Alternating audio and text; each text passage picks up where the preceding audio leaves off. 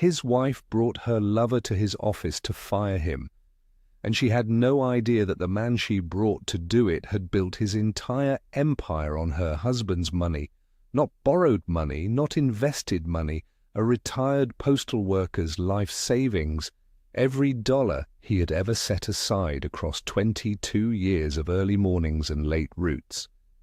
Quietly converted by a document his wife never bothered to read into controlling ownership of a $2 trillion financial empire. She thought she was ending his story. She was actually activating it. What happens when a man who has given everything, his savings, his silence, his years, finally decides to exercise what was always, legally and completely, his? What happens to the empire, to the man who thought he built it, and to the woman who forgot where the foundation came from? If this is your first time here, welcome. Hit that subscribe button and join a community of millions who believe that patience is not weakness, it is preparation. If this story moves you, drop a like before you leave. It takes 1 second and it means everything to this channel. And tell me, where in the world are you watching from today? Drop your city in the comments right now. I read every single one.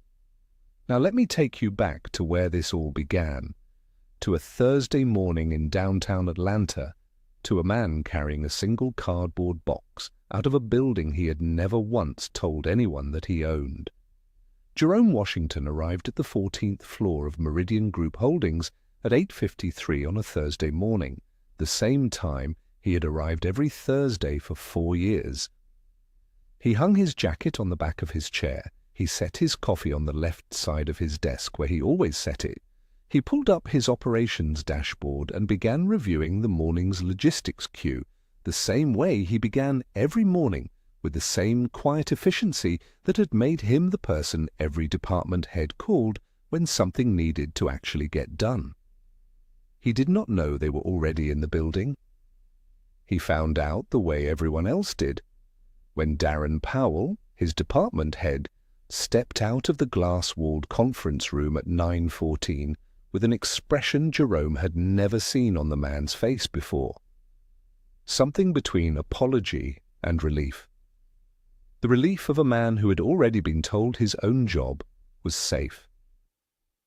"Attention on the floor," Darren said. His voice was too loud for the room. "We have a brief all hands." Jerome looked up. That was when he saw her. Claudette stood near the far window in a charcoal suit he had never seen before, structured and severe, the kind of thing that cost more than Jerome's first car. She was not looking at him. She was looking just past him, at a fixed point somewhere above his left shoulder, with the practiced expression of someone who had rehearsed not making eye contact. Beside her stood Derek Ossie.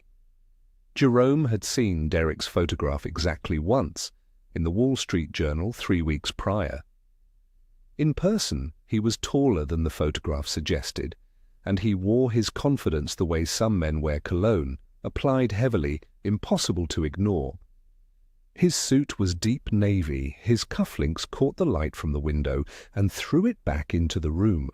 Derek stepped forward and addressed the floor with the ease of a man accustomed to rooms paying attention to him. He introduced himself as Vertex Wealth Management's founder and chief executive. He noted, almost as an aside, that Vertex had acquired a controlling stake in Meridian Group Holdings 14 days prior. He thanked the team for their continued service. Then he used the phrase leadership restructuring, and Jerome felt the temperature in the room drop 3 degrees. Around him, Jerome heard the particular silence of people who already knew. He understood then that he was the only person in the room who did not. Claudette moved toward his desk. She set a white envelope down on his keyboard with 2 fingers, precisely, without looking at him. The motion was practiced. She had rehearsed it, or something close to it, and that detail landed in Jerome's chest like a stone dropping into still water. He looked at the envelope. Then he looked at her. She was already stepping back. Across the room, a young analyst named Brianna had her phone angled downward, recording without trying to look like she was recording. Jerome noticed this the way he noticed everything, quietly, completely, and without reaction. Derek extended his hand across Jerome's desk. "Nothing personal," he said. The words were smooth and final, like a door clicking shut. Jerome looked at the hand for one full second. He did not take it. He picked up the white envelope instead, pushed his chair back with the same even motion he used every morning, and stood. He took his jacket from the back of the chair. He put it on with the slow, unhurried care of a man who refused to be rushed out of his own dignity. Security appeared at the edge of the floor. Jerome did not make them come to him.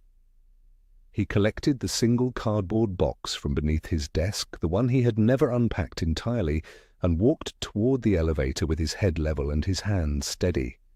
His co-workers parted for him the way people part for a man in church who is walking toward the front. Nobody spoke. Jerome stepped into the elevator and pressed the lobby button. The doors closed. Downstairs, in the marble lobby of Meridian Group Holdings, Jerome paused in front of the building directory mounted beside the security desk. It was a long panel, updated with new brass lettering, the kind of update that costs money and signals importance. His eyes traveled down the column of tenant names by floor. He found it on the 22nd floor, Vertex Wealth Management, listed in the same clean serif font as every other tenant, as if it had always been there, as if it belonged. Jerome stood in front of that directory for a long moment. Then he reached into the breast pocket of his jacket and took out the white envelope. He turned it over. In the upper left corner, printed in small, precise type, beneath Vertex's logo, was the company's official founding date. October 14th, 2012. Jerome read those 8 characters twice. Then something moved across his face that was not quite a smile and was not quite grief. It was something older and quieter than either of those things. It was the expression of a man who has just remembered something he had never actually forgotten. He placed the envelope back into his breast pocket, picked up his cardboard box, and pushed through the glass doors of Meridian Group Holdings into the Atlanta morning. The sun was already warm. Traffic moved on Peachtree Street the way it always moved. A woman in scrubs was eating a biscuit on the steps of the building next door. The city had no idea what had just happened on the 14th floor, and it did not care, and somehow that was exactly right. Jerome Washington walked to his car with the termination letter over his heart, and an expression that no one around him could have read. But to understand why that date meant what it meant, you have to go back 12 years. You have to go back to the beginning of everything Claudette thought she had built alone. Jerome Washington was not a man who talked about money. He was a man who moved it quietly, saved it carefully, and never once confused the having of it with the being of something. 22 years on the postal routes of southwest Atlanta had taught him that. You learned things on those routes. Who was struggling behind a freshly painted door, who was generous with a glass of water on an August afternoon, who left a Christmas card in the box every December, without fail. You learned that character was not announced. It was accumulated day by day in small choices nobody was watching. Jerome had started at the post office at 26, the same year his mother passed, and left him her discipline and her silence in equal measure. He worked the Westview and West End routes for over 2 decades, and in that time he did 3 things with his money. He spent what he needed, he gave what he could, and he saved everything else with the focused patience of a man who understood that a dollar put away today was a decision, not a sacrifice. By 2012, That discipline had built him $340,000 in his postal pension. He was 51 years old. He had never touched it. Claudette Davis came into his life at a church fundraiser in 2008. A woman with an MBA from Spelman, a laugh that could fill a room, and a business plan that had been rejected by 11 different lenders in 18 months. She was brilliant, and she was broke, and she was burning with the kind of frustration that either destroys a person or sharpens them into something extraordinary. Jerome saw the sharpness. He believed in it before she fully believed in it herself. They married in 2010. She kept pitching. The lenders kept saying no. On the morning of October 14, 2012, Jerome sat across from Raymond Okafor in Raymond's Midtown office and signed the paperwork. Raymond had drafted it carefully. Convertible note, legally binding, notarized, filed with precise language that gave Jerome sole conversion rights at his election. Jerome read every page the way he read everything, slowly and completely. Claudette, who joined them that afternoon, signed her portions quickly, her mind already 3 steps ahead, already thinking about office space and staffing and the first client call she planned to make the following Monday. She did not read the instrument clause. Jerome wired $340,000 to Claudette's newly formed company account that same afternoon. It was every cent of his postal pension. He did not tell anyone at First Baptist. He did not tell his friends. He drove home in the Camry, made a pot of coffee, and went to bed at his regular hour. The next morning he went back to work. Those early years were some of the best Jerome could remember. Claudette poured herself into Vertex Wealth Management with a ferocity that was something to witness. Jerome watched from the perimeter of it, proud the way a man is proud of something he believes in, not something he owns.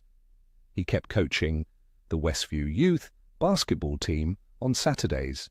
He kept showing up at First Baptist on Sundays. He fixed a leaking gutter for his neighbor, Miss Ernestine, on a Tuesday in February because she mentioned it in passing, and that was simply what you did. Vertex grew. First slowly, then with a momentum that surprised even Claudette. By 2015, the firm managed $200 million in client assets. By 2017, $800 million. Jerome watched the numbers climb the way you watch weather coming in from a distance, aware, calm, not reaching for it. He never asked for credit. He never asked Claudette to acknowledge the note, publicly or privately or at all. He had given the money because he believed in her, and that belief felt like enough of a return. But somewhere between 200 million and 800 million, something in Claudette began to shift. It happened gradually, the way most important changes happen, in small increments that each seem reasonable in isolation. She started spending more time in Buckhead. Her circle of friends changed from the women she had known since Spelman to women who wore a different kind of shoe and talked about a different kind of trip. Jerome noticed that when Claudette introduced him at Vertex functions, the description changed. First it was, "My husband Jerome, he used to run postal routes out west." Then it became, "My husband Jerome, he works in operations." Then, at a charity dinner in 2018 that Jerome only heard about second-hand, it apparently became a vague gesture in his direction that ended the introduction before it began. He did not confront her about it. That was not his way. By 2019, Vertex was valued at $180 million. Claudette appeared in Atlanta magazine. The caption beneath her photograph described her as a self-made entrepreneur. Jerome read that caption at the kitchen table on a Sunday morning, with a cup of coffee going cold beside him, and a plate of eggs he had made for himself because Claudette was traveling again. He read it twice. He set the magazine down. He finished his coffee. Jerome Washington had not seen the convertible note in 7 years. It sat in his fireproof safe beneath the bedroom closet, between his late mother's deed and his discharge papers, precisely where he had placed it in October of 2012. He had not needed to look at it. He had not been thinking about it. He believed in her, and for a long time he had believed that was enough. What Jerome did not see in those years of quiet pride and quiet diminishment was the shape of what was coming. He did not see it because he was not looking in that direction. He was looking at his players on a Saturday morning, calling out footwork corrections, clapping twice when they got it right. What Jerome did not see building in the background was Derek Osei. Derek Osei arrived at Vertex Wealth Management in January of 2020 with a reputation, a Rolodex, and an instinct for reading rooms that Jerome Washington would have recognized immediately as dangerous had anyone thought to introduce them. Nobody did. Claudette brought Derek in as Chief Operating Officer, and the official story was that Vertex had outgrown what one person could manage. The firm needed operational infrastructure. It needed someone who could scale the back office while Claudette focused on strategy and client relationships. It was a reasonable business decision, and Jerome, who heard about it over dinner on a Tuesday night, said it sounded sensible and passed the rice.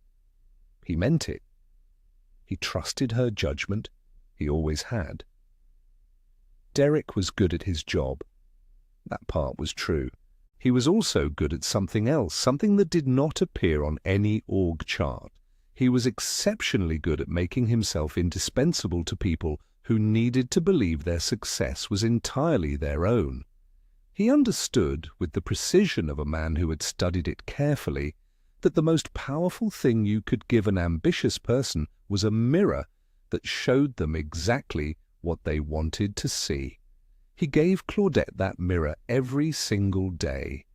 By the end of 2020, Derek was no longer just the Chief Operating Officer. He was the co-architect, the strategic partner, the name that appeared beside hers in internal memos and eventually in external communications.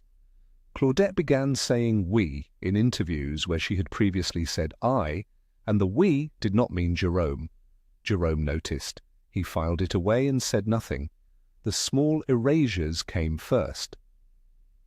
In early 2021, a photographer from Forbes called the house to confirm a shoot location for an upcoming profile on Claudette.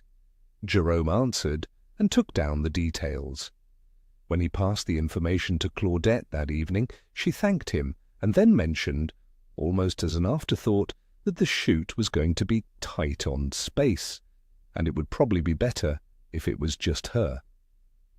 Jerome nodded and went back to the game he was watching. The Forbes issue came out in March. The profile was 4 pages. There was no mention of Jerome anywhere in it. The caption on the lead photograph identified Claudette as a self-made entrepreneur and founder. Jerome bought a copy at the gas station, read it in his car in the parking lot, and drove home. Later that year, Claudette's company biography on the Vertex website was updated.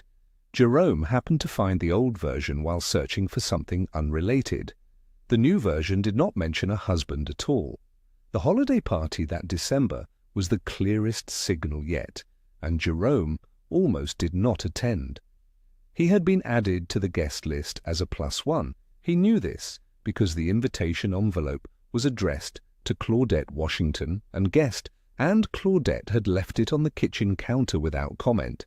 He went because that was his way. You showed up. You stood straight. You did not make a scene about an envelope.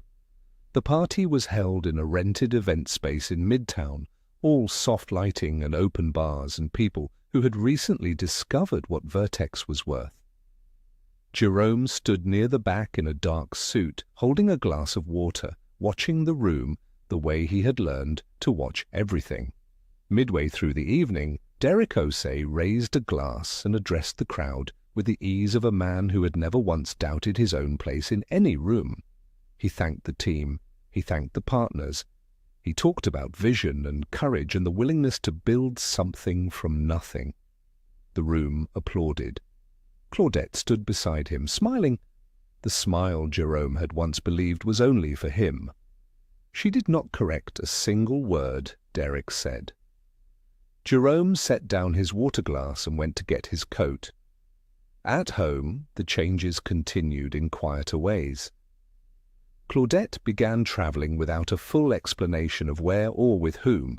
She redecorated the living room without asking his opinion, replacing furniture they had chosen together with things that looked like a magazine and felt like a hotel. She stopped asking about the basketball team. She stopped asking about most things. Jerome responded the only way he knew how. He went to more practices. He sat in the third pew at First Baptist every Sunday. He fixed things that needed fixing and let the rest alone. His friends at the barbershop were less patient than he was.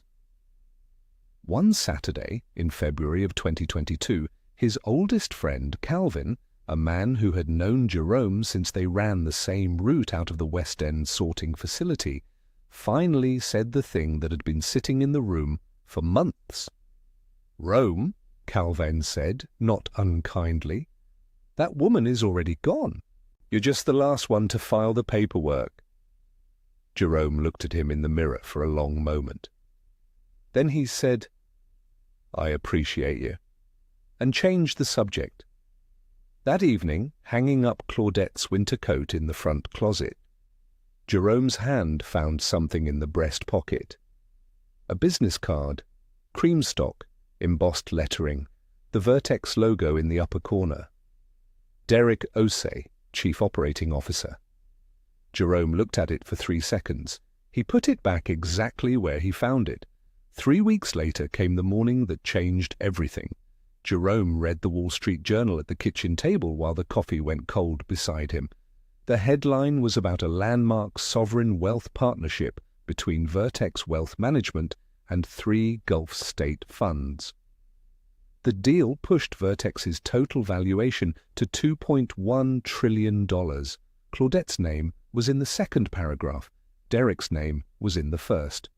Jerome read the article to the end. He folded the newspaper along its original crease and set it beside his cup. He finished his coffee, he rinsed the mug, dried it, and set it back in the cabinet. Then he picked up his keys, drove to the Westview Recreation Center, and spent 2 hours running footwork drills with 14-year-olds who needed someone steady to show up for them. He was the same man he had always been. 3 weeks later, Claudette and Derek walked into Meridian Group Holdings with a termination letter. Pacing begins to accelerate from this chapter forward. The slow burn is over. Raymond Okafor's office on the 9th floor of Harrington Legal Group looked exactly the way it had looked for 28 years. Dark wood, floor-to-ceiling bookshelves, a desk that had seen more of Atlanta's private history than most courtrooms. Raymond himself sat behind it the way he always sat. Jacket on, reading glasses down his nose, a yellow legal pad open in front of him, even when he had nothing yet to write.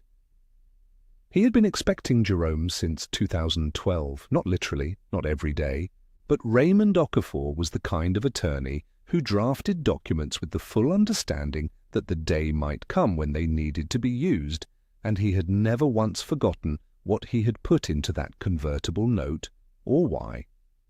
When his receptionist called back to say Jerome Washington was in the lobby without an appointment, Raymond told her to send him in immediately and reached for a fresh legal pad. Jerome sat down across from Raymond without ceremony. He placed 2 items on the desk. The first was the termination letter, still in its white envelope, Vertex's founding date stamped in the upper left corner. The second was a document folded into thirds, the edges worn soft from 12 years inside a fireproof safe. He had stopped at the house on the way over. He had known exactly where it was. Raymond picked up the convertible note first. He unfolded it with the careful hands of a man who already knew what he would find. He read it anyway, beginning to end, and the way he read everything. Then he set it flat on the desk and looked at Jerome over the top of his glasses. "You ready to talk about this?" Raymond said. "Tell me what it's worth," Jerome said. Raymond set down his pen. He laced his fingers together on top of the desk and spoke with the precision of a man who had been preparing this explanation, in some form, for over a decade. The convertible note, he explained, was legally unambiguous. Jerome had provided $340,000 in founding capital to Vertex Wealth Management on October 14, 2012. The instrument had been structured not as a loan and not as a gift, but as a convertible note with a sole conversion option held exclusively by Jerome Washington. At any time, at Jerome's sole election, with no expiration date and no preconditions, that note converted to 51% equity ownership of Vertex Wealth Management. Jerome had never exercised that option. Raymond pulled up Vertex's most recent publicly reported valuation on his computer and turned the screen so Jerome could see it. $2.1 trillion confirmed by the Gulf State Partnership announcement 3 weeks prior. 51% of $2.1 trillion was $1 trillion and $71 billion. Jerome looked at the number on the screen for a long moment. He did not react the way most people would have reacted. He did not lean back or exhale or shake his head. He simply looked at it the way he looked at most things. Completely, quietly, without performance. Raymond continued. He explained the ironic dependency in plain language every dollar Vertex had ever deployed, every acquisition, every fund launch, every management fee, every headline, every Forbes cover, every Gulf State handshake, was legally downstream of the founding capital Jerome had provided, the firm that Derek Osei had accepted toasts for building, the empire Claudette had described as self-made in 100 interviews, had roots that ran directly through Jerome Washington's postal pension. Jerome had owned controlling interest in all of it since October 14, 2012.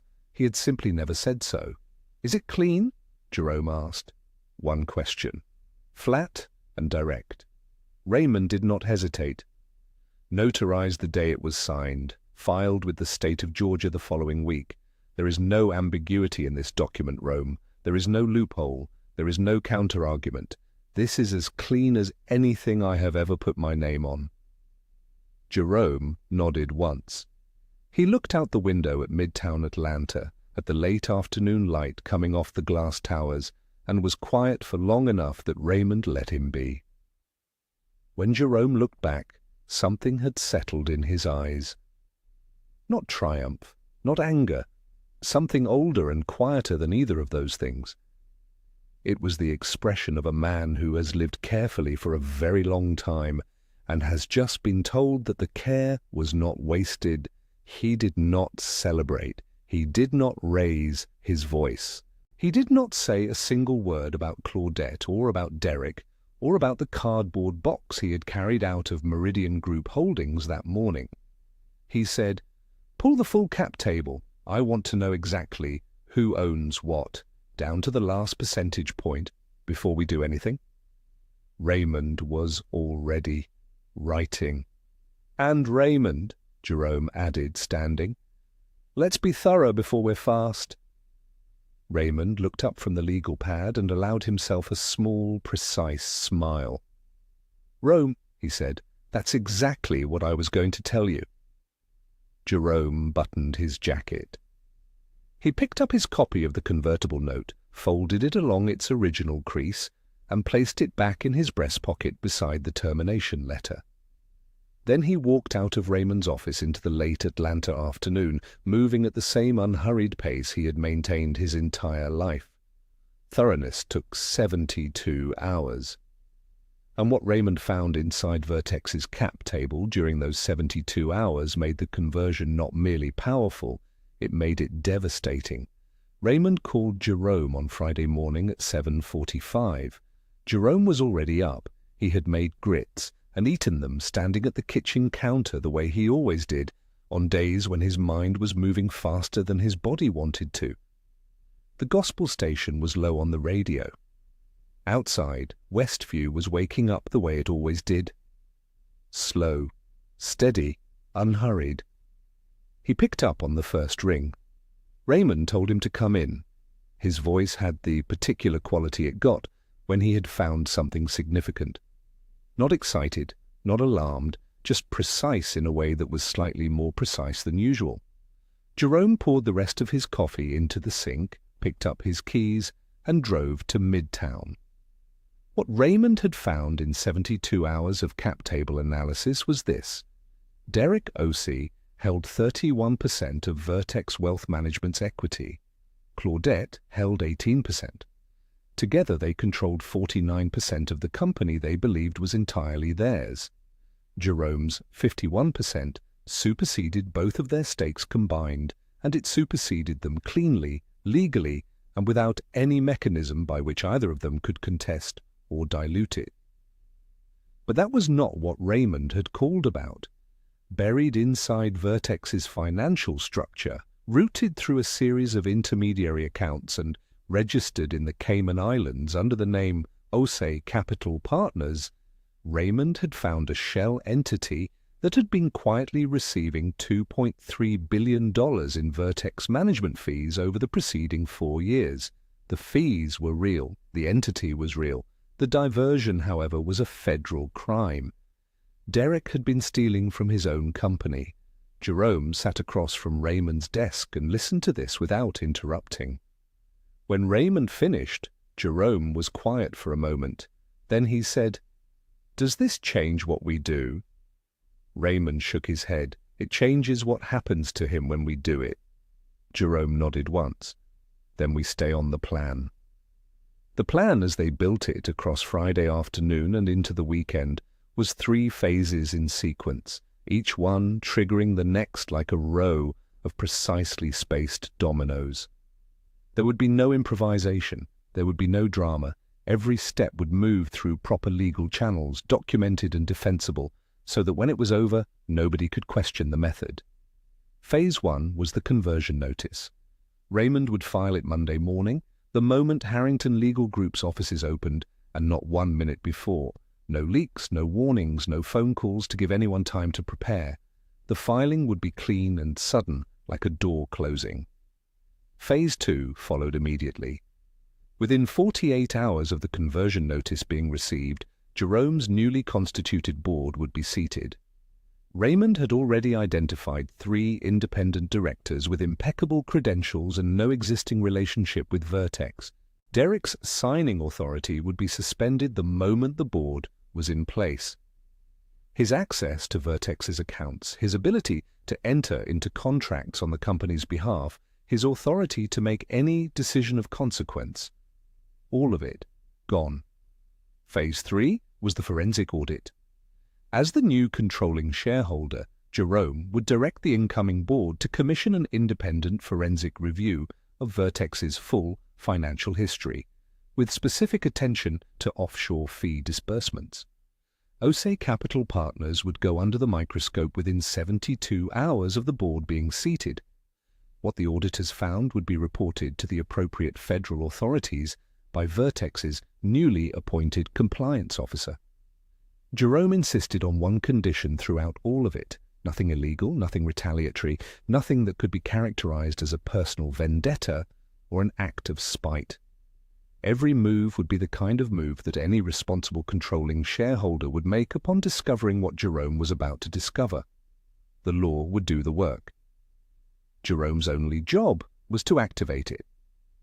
On Friday evening he also placed one additional call, quiet and brief, to Meridian Group Holdings' Human Resources Department. He filed a formal wrongful termination notice. He did not threaten a lawsuit.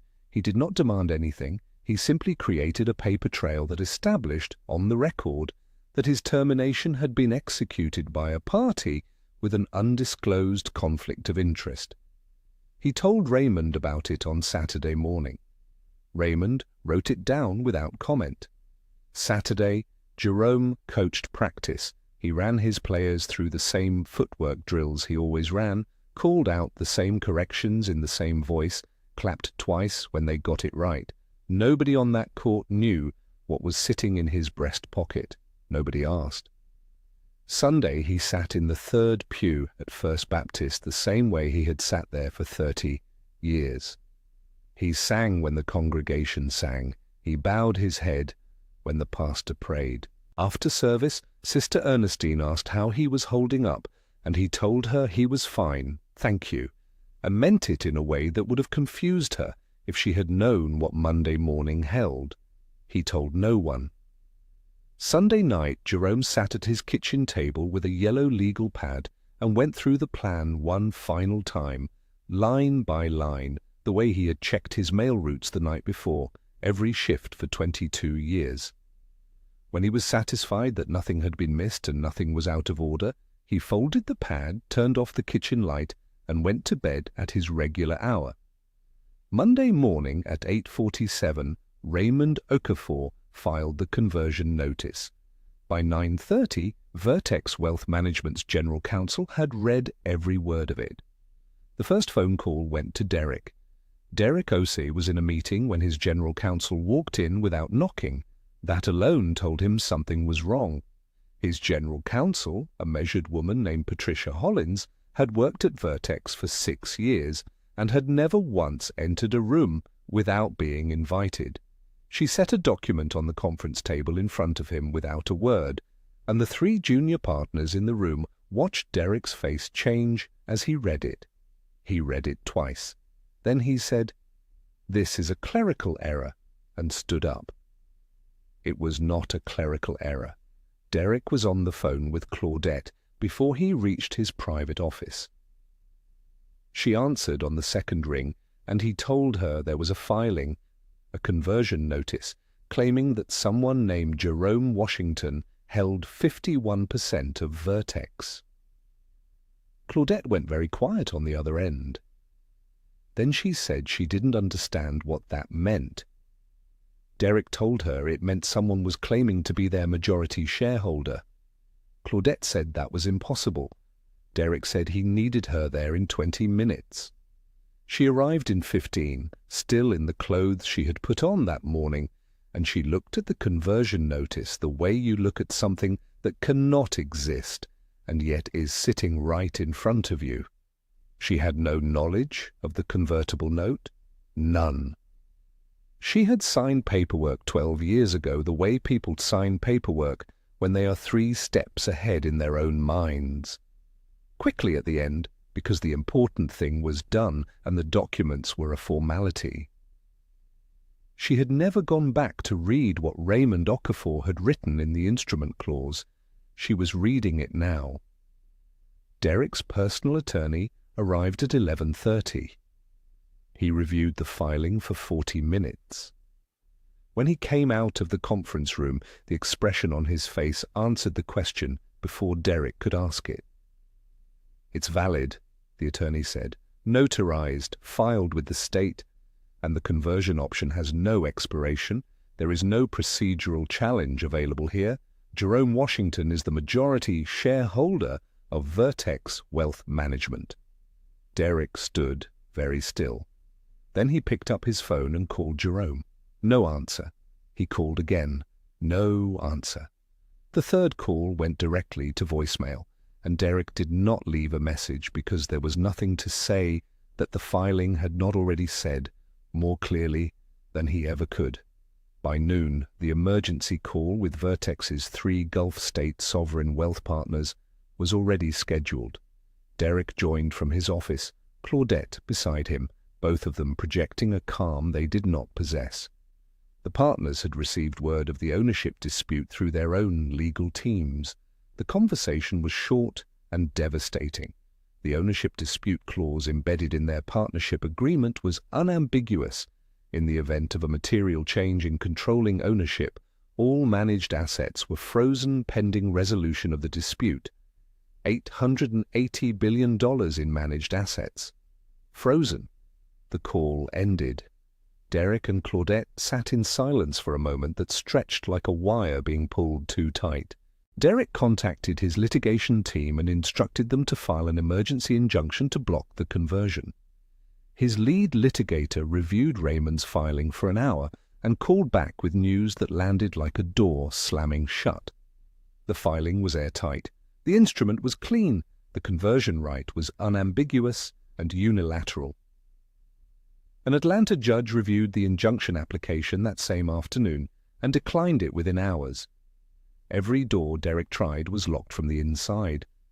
Claudette, meanwhile, had called her own attorney, not a corporate attorney, a divorce attorney, because she was beginning to understand in the cold and clarifying way that panic eventually becomes calculation that the collapse of Vertex was not the only thing she needed to worry about.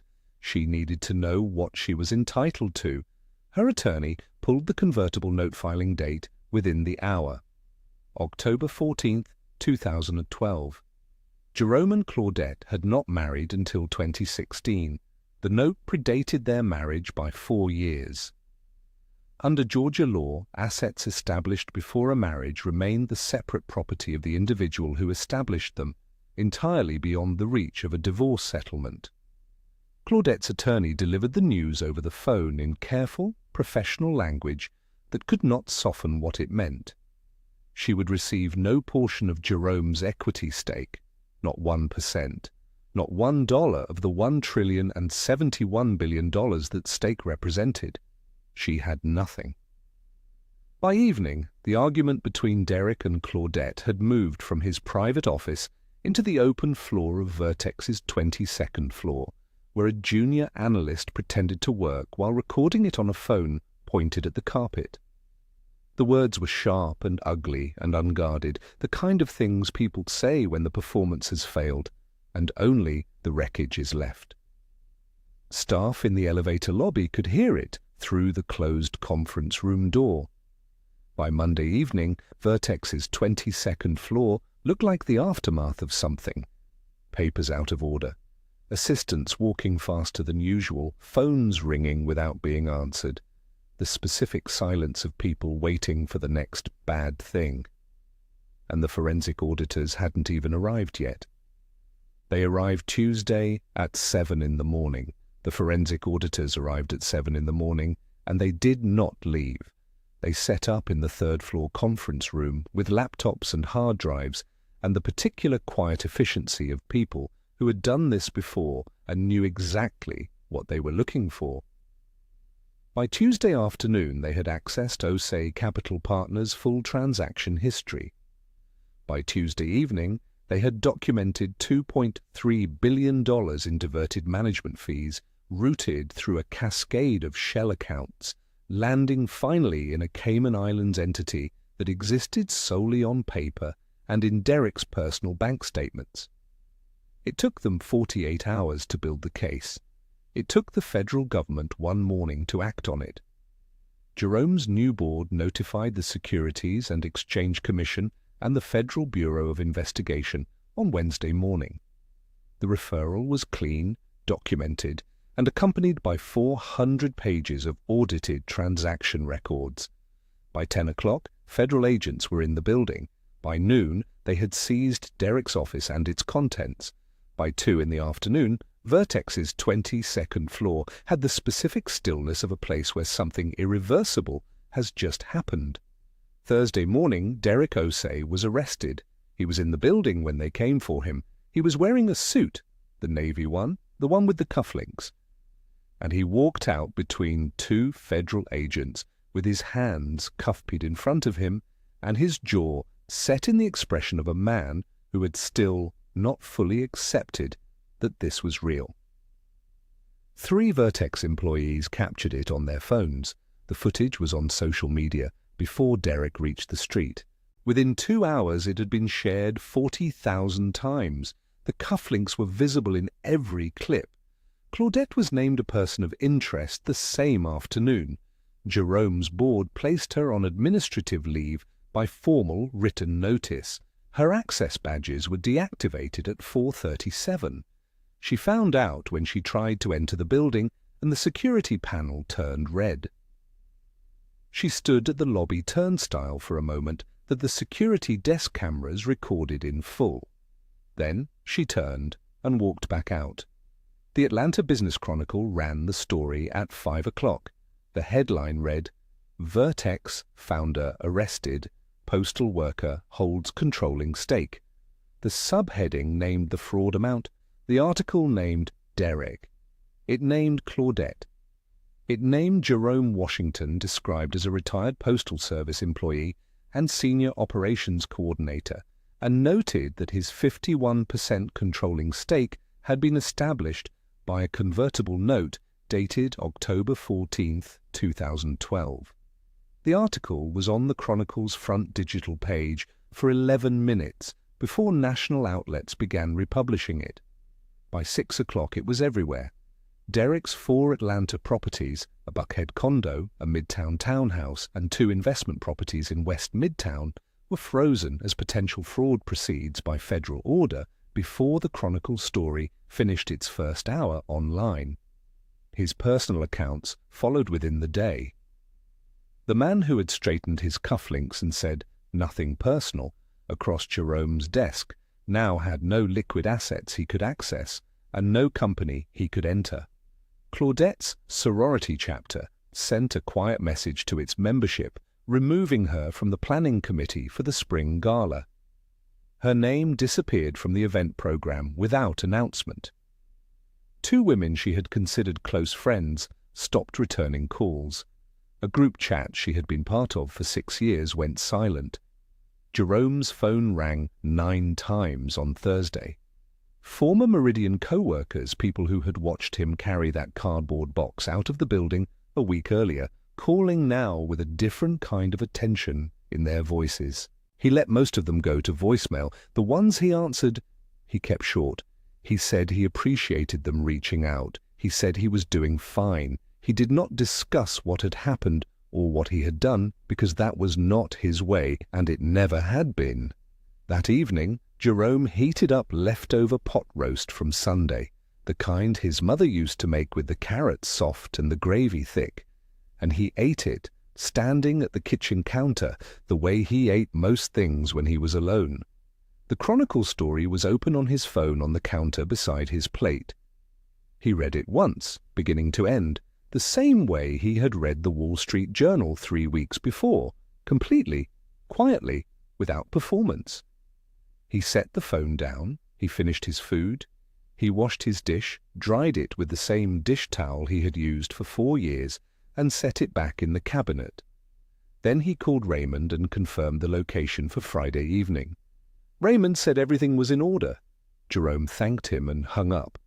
He turned off the kitchen light. Outside, the Camry sat in the driveway exactly where it always sat. Then his phone rang one more time. A number he recognized. He looked at the screen for 3 full seconds before he answered. It was Claudette. She said she needed to meet. Jerome said, First Baptist Fellowship Hall, Friday at 6. Then he hung up and went to bed at his regular hour. Jerome arrived at First Baptist Fellowship Hall at 5:45. He turned on the lights himself. He arranged 2 chairs across from each other at the center table. Not side by side, not at opposite ends, but close enough that there would be no hiding in the distance. He set a glass of water on each side. Raymond came in behind him, set his briefcase by the wall, and took a chair in the far corner without being asked. He would not speak unless spoken to. He understood his role tonight. Jerome sat down and waited. Claudette arrived at 6 o'clock exactly. She came in through the side door, the one that opened off the parking lot, and Jerome heard her footsteps on the linoleum before he saw her. When she appeared in the doorway, he noted 2 things without comment.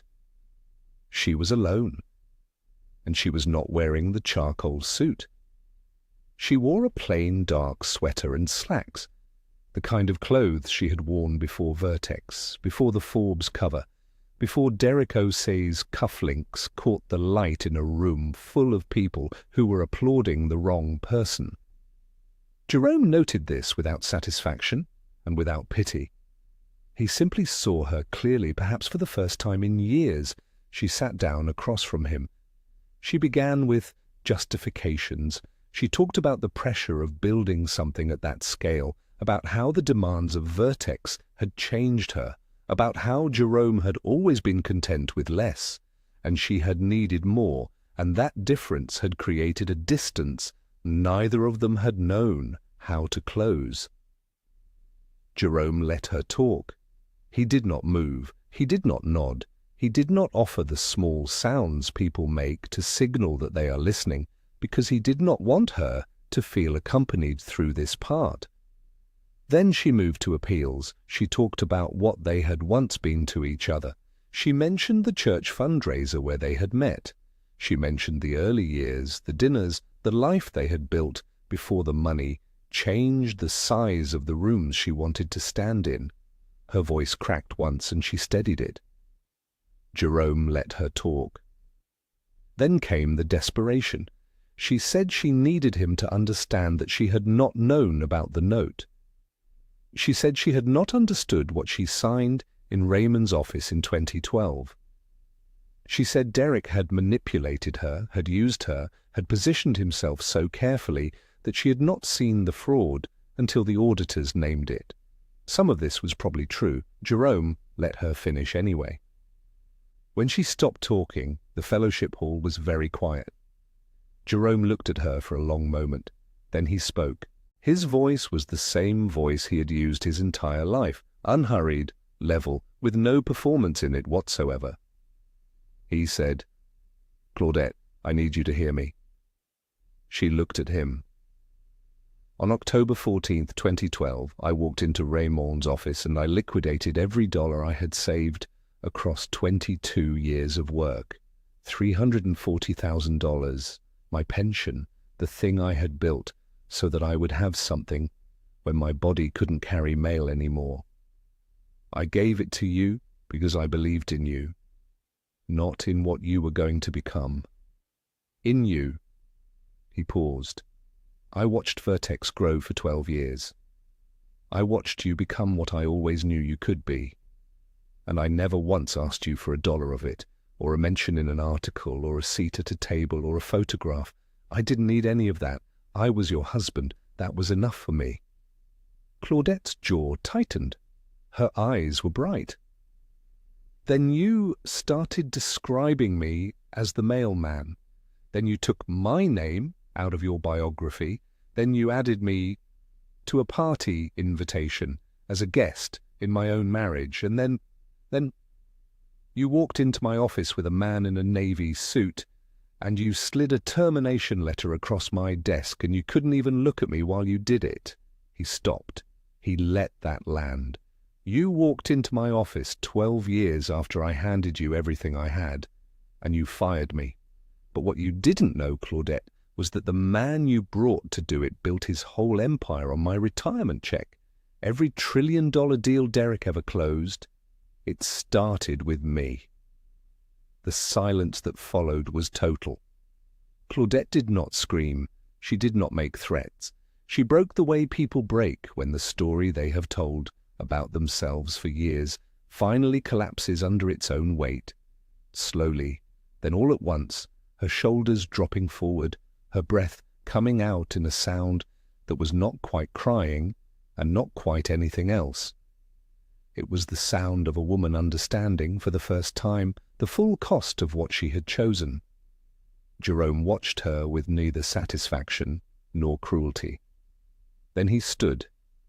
He buttoned his coat with the same steady hands he had used his entire life. In the corner, Raymond gathered his files without a sound. Jerome walked to the door. He paused with his hand on the frame and turned back one final time. He said quietly and without malice, "I hope you find your way, Claudette. I mean that." Then he walked out into the Westview night. Behind him, the fellowship hall lights went off one by one. What happened next to both of them had already been decided since Monday at 8:47 in the morning, when Raymond filed the conversion notice and the first domino began to fall. 6 months after Jerome Washington walked out of the First Baptist Fellowship Hall into a Westview night that smelled like cut grass and someone's supper cooking 3 houses down, the world had finished rearranging itself into the shape it was always going to take. Derek Osei pled guilty to wire fraud and securities fraud in federal court on a Tuesday morning in March. He wore a grey suit that was not the Navy one. His attorney read a prepared statement on his behalf. The judge sentenced him to 11 years in federal prison and ordered $2.3 billion in restitution to Vertex's defrauded clients. Derek was taken into custody immediately. The cufflinks were not in evidence. Claudette was cleared of criminal charges.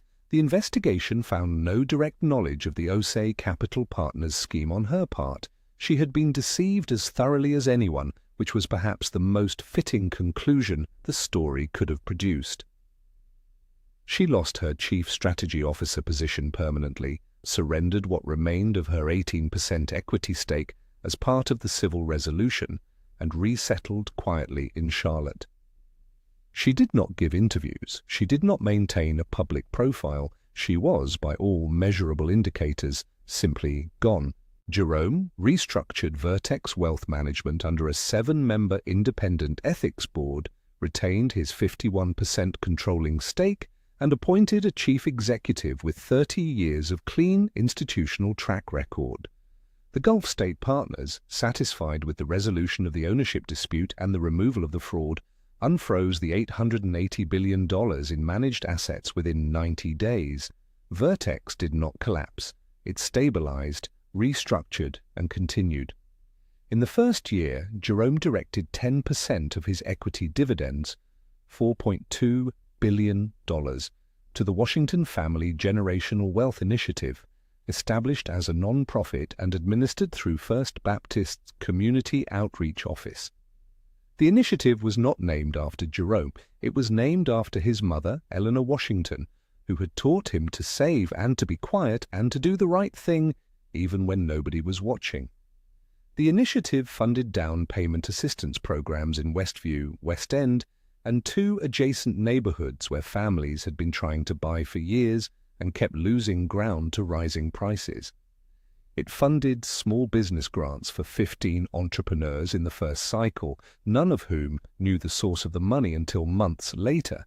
It endowed a scholarship at a historically black college for students pursuing financial literacy education, the kind of education that might have saved a generation of families from the mistakes that predatory lending had made on their behalf.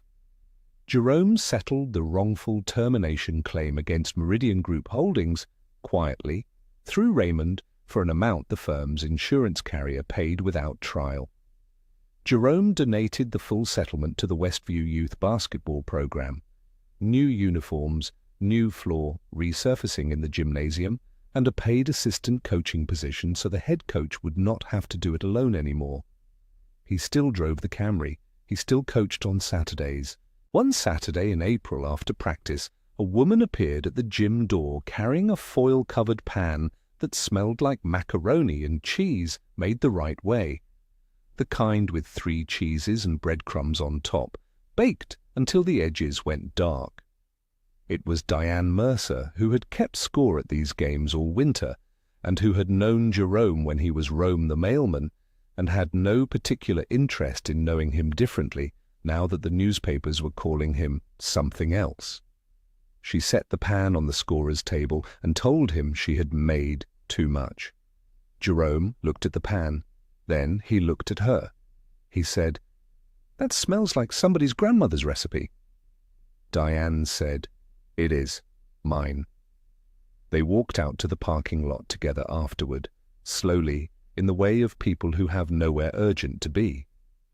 They stood beside her car for a while, talking about nothing consequential. A player who had finally figured out his footwork, the weather turning, a pothole on Cascade Road that had been there since November. Neither of them was in any rush. Jerome drove home in the Camry with the windows down. Here is what Jerome Washington's story teaches if you are willing to hear it. Real power does not announce itself. It does not post about itself. It does not need a room full of people to applaud while it raises a glass. Real power sits quietly in a fireproof safe for 12 years, and it waits. And when the moment finally comes, it does not rush, and it does not rage. It simply activates and cleanly, legally, completely, and then it walks out into the night at its own pace with its own dignity, and it goes home. Jerome was the same man on the last page of this story that he was on the first. The same discipline, the same patience, the same 2 hands that had carried mail and fixed gutters and clapped twice when his players got the footwork right. The world had simply caught up to what he had always been. Now I want to ask you something before you go. What would you have done in Jerome's position? Would you have exercised that note the moment you knew what it was worth? Or would you have waited the way Jerome waited? Thorough before fast? Complete before loud? Let me know your honest answer in the comments. I read every single one. If this story moved you, please hit the like button right now. It takes 1 second and it tells the algorithm that stories like this one deserve to reach more people. And if you are new here, subscribe before you leave. There are more stories coming, stories about patience, about hidden strength, about the people who were underestimated one time too many and then decided quietly and completely to let the truth speak for itself. I will see you in the next one.